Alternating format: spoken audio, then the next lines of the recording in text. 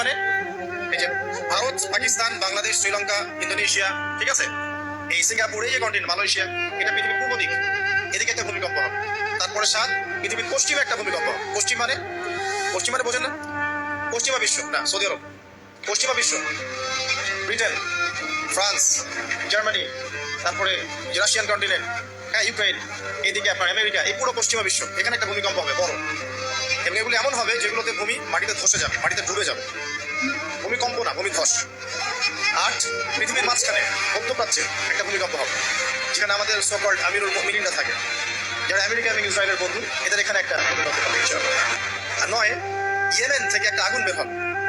Yemen থেকে একটা আগুন বের হবে, যে আগুন মানুষকে হাসরের মাঠের দিকে তাড়িয়ে নিয়ে আসবে। আরেকটা বলেছেন 10 নম্বর, যেটা এই মুহূর্তে আমি ঠিক মনে করতে পারছি না। তো এই 10টা আলামতের কথা নবী সাল্লাল্লাহু আলাইহি ওয়াসাল্লাম বলেছেন, না হওয়া পর্যন্ত, এই 10টা আলামত না আসা পর্যন্ত কিয়ামত হবে না। ঠিক আছে।